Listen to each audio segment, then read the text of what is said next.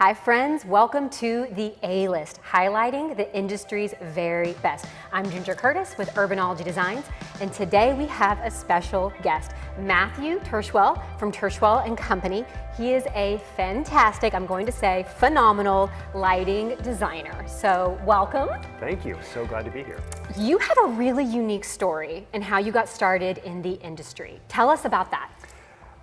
I'm not so sure it's so unique, but I started out in theatrical design, very young age, grew up with that, went to college for theatrical design, and then along the way realized that I was looking for something a little bit more permanent in my installations, and recognizing that I was not going to be a Broadway lighting designer, even though I'm born and raised in New York, and I started to look for other options, and that turned out to be architectural lighting design.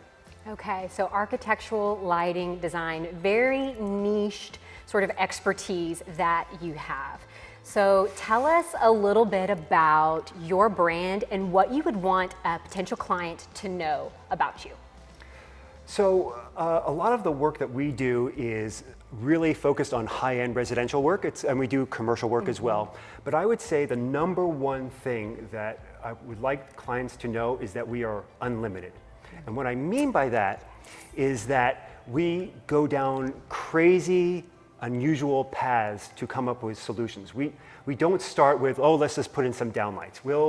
That's the last thing we want to do. We really want to explore all the options and opportunities. At the same time, we also want to learn a lot about our client and make sure that that client is prepared for the journey that we're about to go. Mm-hmm. Well, as an interior designer, that's music to my ears. You say the word endless, unlimited possibilities, like you can fabricate something almost out of nothing, and it's quite phenomenal. The sky's the limit when you have the ability and the expertise to do that. So I am super curious. You see so much happen in this industry. What are some of the greatest lighting mistakes that you see?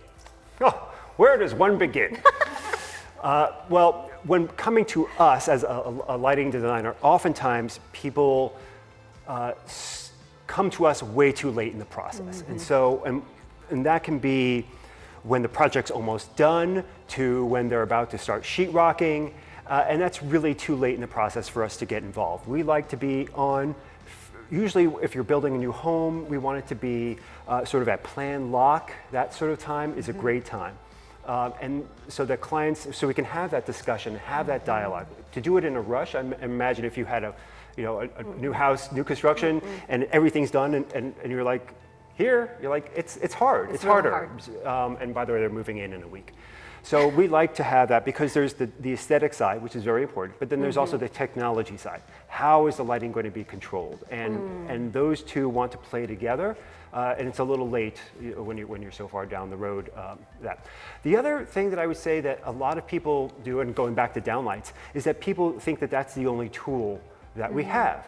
For us, we are really a light from nowhere company. Okay. And what I mean by that is that we look at downlights as sort of the last part of our toolbox. We want to look for other opportunities, whether it's decorative like lamps, or pendants or chandeliers. It may be coves, it may be eaves, it may be other opportunities where the lighting is indirect and not so obvious.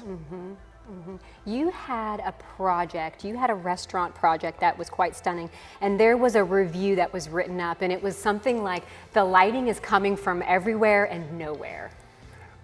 We were so thrilled to get that review, because that is exactly, I mean, we could not have given him the words. This was Pete Wells, an Indian restaurant called Sona that opened up. And the lighting is extraordinary. I mean, I'm obviously, I'm patting myself on the shoulder, but we had that intention going in, and it really magnified itself in that project, and with the great design team, Melissa Bowers, who was the interior designer for that, and she had a very strong concept, and for us to work alongside her and to listen and really respond, I think that was a great project. But yes. Rarely is the lighting mentioned in any review whatsoever. So that was nice.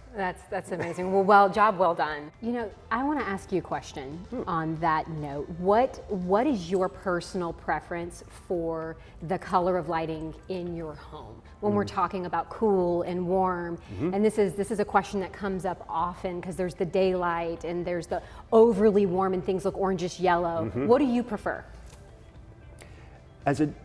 I'm not going to say that as a complete rule because every project for us starts with a blank slate. And this is why we want to have these conversations with the clients about what their expectations are.